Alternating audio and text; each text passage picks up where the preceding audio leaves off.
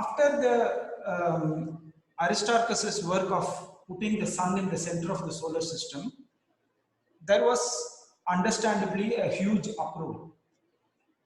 People who had been doing astronomy for a very long period of time, right, suddenly realized that their conception of the universe as they saw it, with the earth being in the center and everything else moving around it, had now been wiped clean. So it's like more or less like saying, you know, what is happening with probably some people when we are doing science in this manner, right? So until 7th standard, you people have been looking at science as certain set of facts that were given to you, what experiments prove those facts, and what are the ways in which we understand the world around us. And suddenly what I am doing over here is I am saying, let us look at the history of science. And some of you will naturally say, why look at history? History is a separate subject. We are going to study that separately. Why are you bringing history into maths? And in particular, why are you bringing the ancient astronomy? What has ancient astronomy got to do with this? So for them, their worldview, their view of what education in science should be like is being challenged. So naturally, they will feel unhappy about this. They are bound to feel unhappy about this. Okay. So then they will say that then we are not interested in this. You know, we are getting bored. How long will we be doing this, etc., etc. Now, the same kind of a thing happened with the Greeks, whose ancient ideas of the Pythagorean systems and so on were being challenged by the Adilis. So when this happened, a lot of people started disagreeing with one another. And what happens when people start disagreeing with one another? Chaos. Revolution. Yes, it can lead to a chaotic revolution, right? When people disagree with each other, it can lead to chaos, especially if they are not disagreeing in a way which is scientific in nature. So they are not disagreeing because they have certain observations that does not match what the model is presenting. They are disagreeing because their ideas are being challenged by what new ideas are being proposed. So because of this, they needed some kind of an authority figure to tell them whether they are heading in the right direction or not. Okay. So that authority figure, unfortunately, fell upon Plato. Now, what is the problem with this? Yes, sorry, did anybody want to say something? Or is Adil just having one of his sing songs? Sir, I have a question. Yeah, Prakriti, ask. I mean, Aristarchus needed more evidence to prove that it was a heliocentric model, na? Because like if you said that they burnt most of the things he did, but then how can people still trust it? Because he just had one evidence, which was the retrograde motions. Oh, no, no. Aristarchus's work would have been well known at that time. I'm just saying that most of his work got destroyed for us, in the sense that we cannot access what he has done. But that does not mean philosophers of that day, did not know what Aristarchus's work was. And Aristarchus's work is more or less based on the factors that we retrograde motion may be only one reason, but it is a good reason. You see, do you understand that? Yeah. And most of You said we lost it or something. we will come to that stage also. I will briefly discuss the period of time when, if possible, today itself, about the period of time in which the work got destroyed and how did that happen. Okay, that's again part of history, but I'll briefly mention that. So therefore, people turned to Plato, who at that time was the greatest philosopher of the Greek world. Okay, but the problem is that Plato was an expert in thought. He was a pure philosopher in that sense, not a natural philosopher. There is a difference between a pure philosopher and a natural philosopher. Aristotle, for example, was a natural philosopher because he thought about the world around him and tried to give explanations for why the world is the way it is. Whereas Plato, it seems, from writings of other people and the books that survived, that Plato was more or less somebody who was a political philosopher. Okay, so his work included thinking in terms of like how should we organize our society, what are laws, what are rules, why we should obey rules, how should a ruler rule his land. So these are the kinds of things that Plato was thinking about. He was, in other words, a political philosopher. Anybody knows the most famous book of Plato?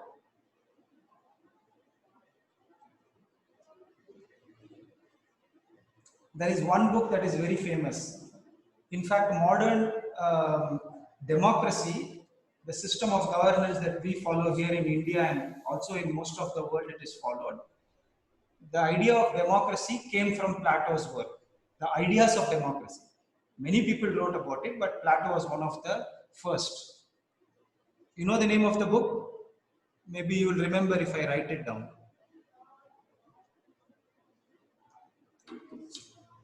Republic. Yes, sir, I've heard it. You've heard of the word. Not Republic TV as in the Republic TV channel, but Republic as in the book that was written by Plato as a system of governance. Okay? If you went to a political philosopher and you asked him about astronomy, what should the political philosopher say? I don't know. Yeah, I do not know about that branch of science. I am not informed or knowledgeable in that area because I have not studied that deeply enough. That is what a political philosopher should say. Correct? And there is a good chance that that is what Plato would have initially said. Like, don't ask me about astronomy, yaar. Mujhe kya pata astronomy ke bare mein. You ask me about how to form societies, you ask me about how to make people obey laws. I have some ideas on that. Why do you ask me about maths and philosophy of the natural world? But if you are pressed, if you are forced, say you are the greatest authority, see there is going to be a big problem. There is chaos going on in our philosophical world. And if somebody as great as you does not give your opinion, then how will it work out? So what Plato ended up saying was he made the most innocent seeming suggestion that is possible. Okay, so it looked like he more or less said, look, I know only two things for certain as far as I can see from my limited knowledge. He said that all objects in our universe, right, follow the path of a perfect circle.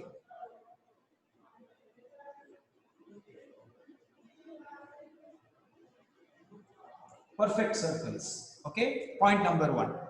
And point number two, he said they all move with uniform speed. So they neither speed up nor do they slow down.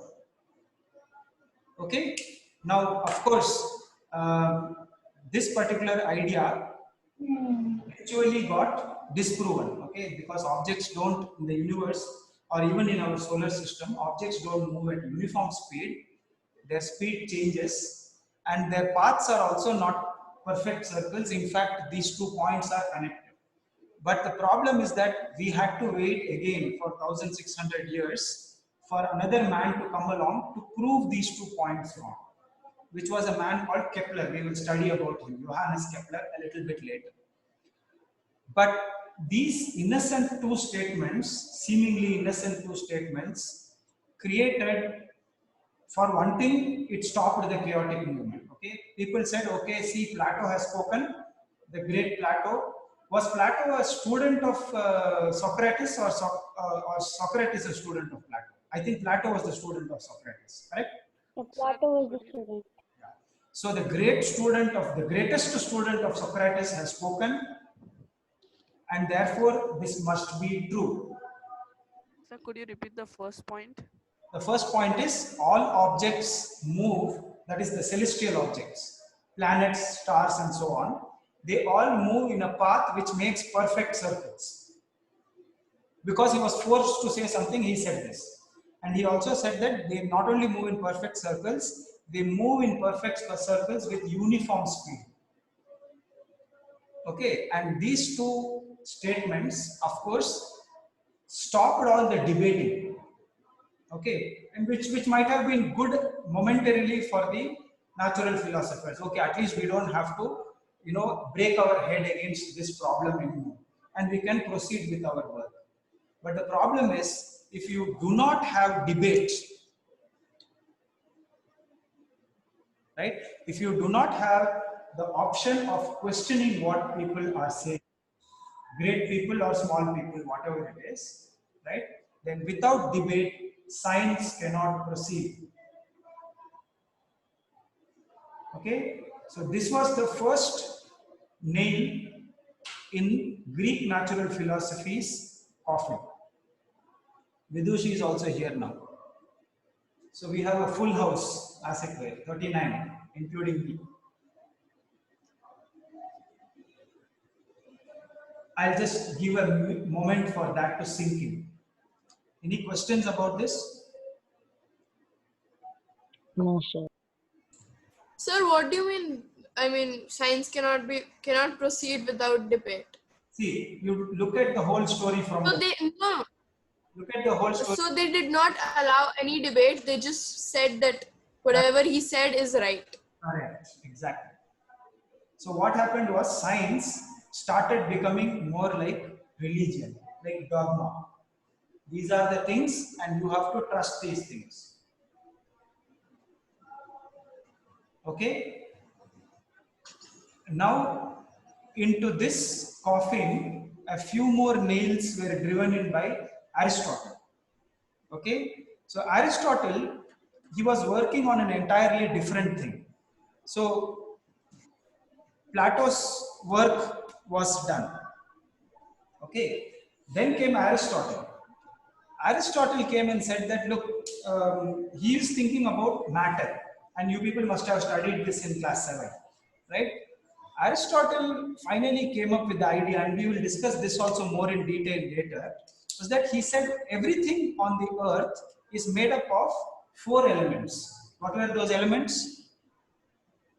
Fire, Water, water, earth, air, earth fire. and air. And air. Earth, fire. Right? And it was a combination of these things that made everything. And there was a 5th element which did not belong to the earth, okay, which belonged to the heavens. He called them quintessence.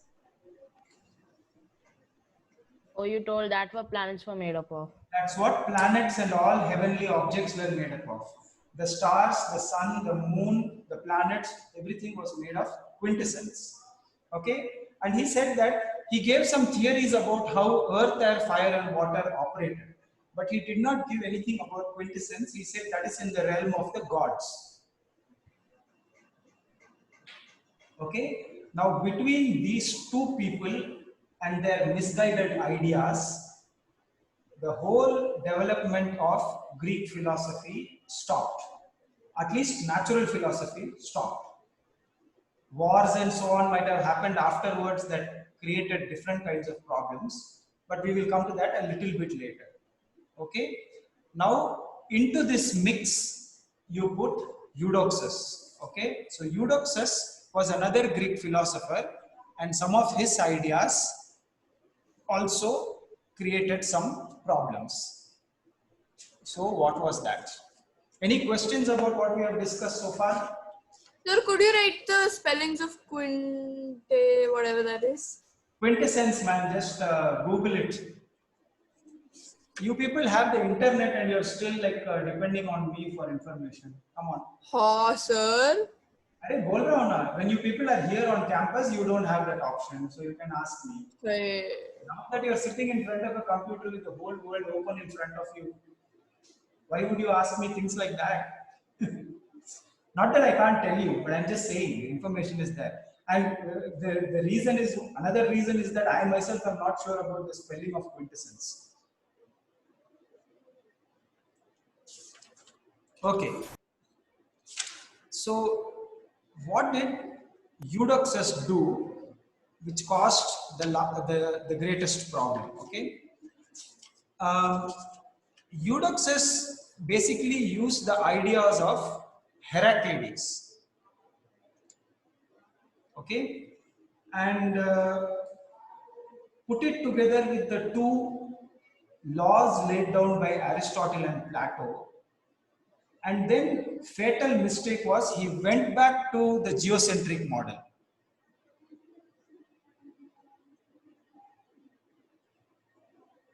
Whereby he reversed Aristarchus's work and he said it's too much of a problem considering that the sun is in the center of the solar system and not the earth. I have a way of explaining things in such a way that the earth can still be in the center and all the other objects are going around the earth. And what his idea was, it was based on the idea, the breakthrough that was made by Heraclitus, is that he said the planets themselves, which were thought of as going in circular paths, although that doesn't look like a circle, okay, let me try to make a better circle. Still not a circle. That's worse. Hey, No offense. how it's better? Ha, much better. This part is not good, but it's okay. I'll stop here. Okay.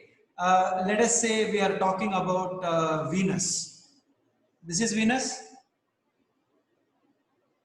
No, sir. Oh, this is Mars. This is Mars. Okay, then this is Venus. Then. Yes. Okay. So what he said was, look, I have a way of explaining this without complicating things further. What if Venus was not actually following this path around the earth, but it is following a path which is like this, looping around the central path.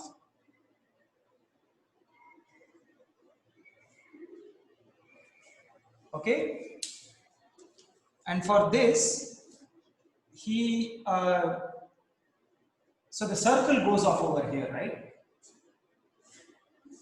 You understand what I'm saying? Sir, I have a Can you question. repeat? Yeah. Okay. So okay, let me start again. Actually, I made a mistake. I didn't make a mistake. I jumped to one point. Oh God, Ruhani, I have to draw a circle again. Congratulations, sir. Wow, that's much better than the previous Yeah, one. much better.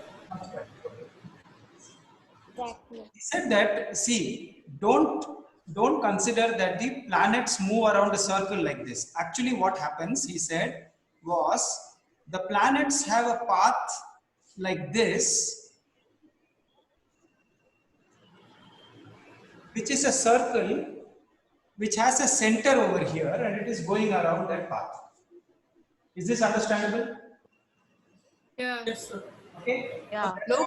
So, What's so that question. circle in the middle? Sorry? What's in the center? What's in the center? Nothing is there. What's in the center? There is nothing in the center. So it's just randomly. No. Listen to the whole thing, okay? What is keeping it? So what he did was, Okay. he called this line, this circle, the inner circle, as the deferent. Okay, so this he called as the deferent,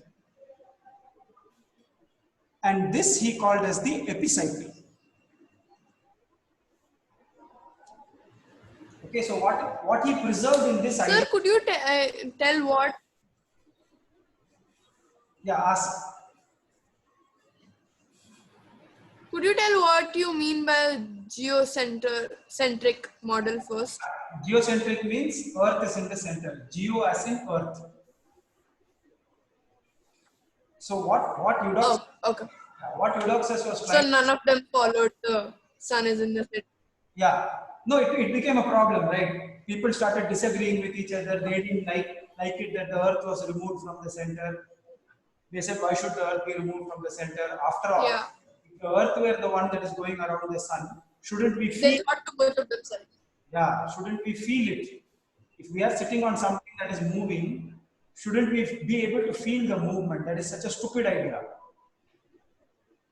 right? And then they would have also calculated that, for the amount of time that it takes to go around the sun, the speed with which the Earth should be moving would be very, very great. So if the earth is moving with so much speed, how can we stay on top of earth? We will fall off the earth because the earth is moving so fast. If somebody jumps up on the earth should go from under him. There were lots of logical points, seemingly logical points, that seem to suggest that पैरों तले जमीन खिसक गई, kind of. पैर तले जमीन फिसल गई, ऐसा तो होता नहीं है. So they say that means the earth is not moving. So Eudoxus came up with a compromise solution. It seems to me like it's a compromise solution. The only thing is he had to also account for all the observations. So what he did was, okay, let us keep the perfect circles. The only thing is there isn't only one circle around which planet goes. There are two circles. One is the deferent, which is the path which the center of the epicycle follows. Okay, so the epicycle goes neatly around the deferent, but the planet itself is going in this epicycle. So when you start moving the epicycle and the planet, so the planet is going in this direction, the epicycle is going in this direction. So what will you see? You will see this kind of a movement, right? That loopy movement that I drew just a moment ago. So this will happen. Do you see this? So, Okay. And by proposing this idea, Eudoxus settled all the debates that were there at that point of time. Sir, Yeah. sir, wasn't even Mercury also supposed to, like, couldn't they also observe that Mercury was taking this path? So then where did they place Mercury in this? No, no. In the Sorry, I didn't hear that properly. Mercury? No, so first they also observed that Mercury was also going in the same path. That's why Yeah. in Heraclides' model, then Mercury was and Venus were going around the sun. Exactly. So in his model, where is Mercury? No, Mercury is also there. I just took Venus as an example. Okay. But then can't they crash into each other? No, they were They are on different orbits.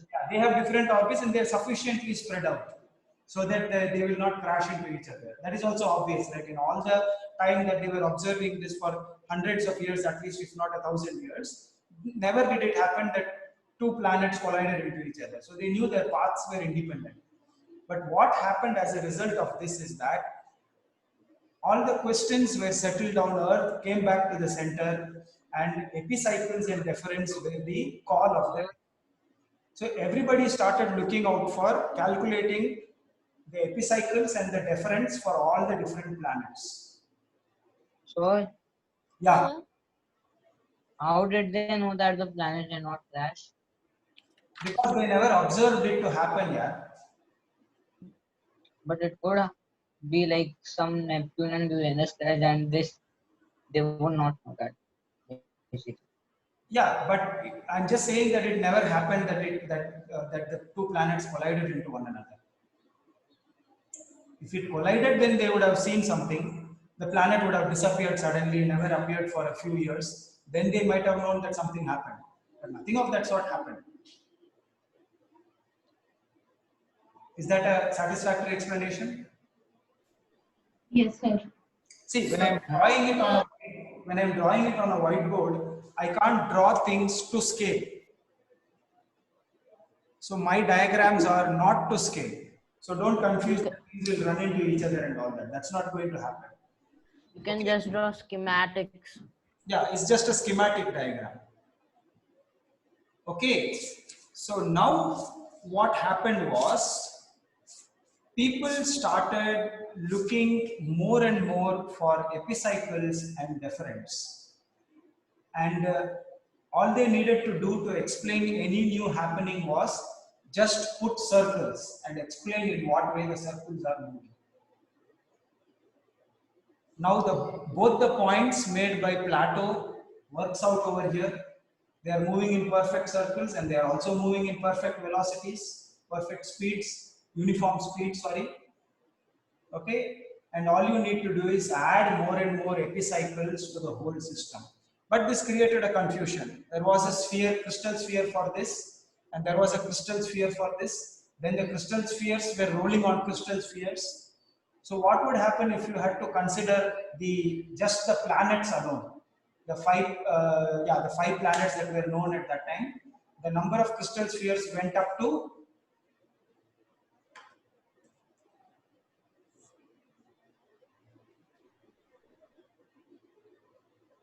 hello. Hello, sir. Yeah. How many epicycles did they have? How many deferents did they I have? couldn't hear your question, sir. So I'm saying there were five known 5 cycles, 5 difference. 5 epicycles and 5 differents. So totally how many crystal spheres? 10. 10. 10. 25? Okay. Now the next big figure who comes in this picture is a man called Ptolemy. He was also a mathematician. Yes, Yeah. but there were two Ptolemies. One of them is the one that we are talking about, the astronomer and the mathematician. There was another Ptolemy who was again a political philosopher. So we shouldn't confuse between the two. So when you hear the word Ptolemy, you have to ask which one are we talking about. And they have distinct names. This one's the natural philosopher. Yeah, this one was the natural philosopher. Okay, so now Ptolemy around 150 BC. Okay, so this Ptolemy took the idea of epicycles and deferents to the hilt. Okay, and by the time Ptolemy was done, there were something like 40 to 60 epicycles, crystal spheres.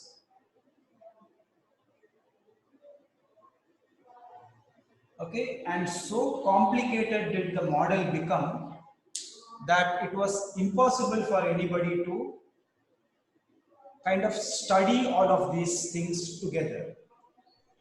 So Okay. do we have the diagram? No, nobody managed to draw any diagrams of the Ptolemaic systems. The next person who tried to do this was Johannes Kepler.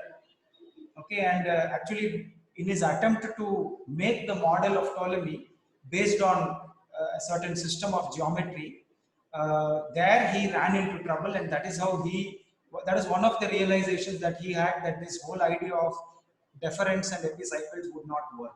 But we will come to that part of the story later.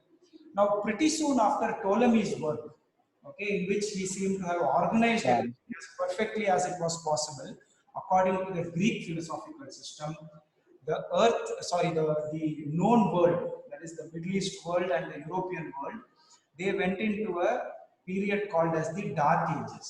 Okay, it's not as if the whole planet became dark.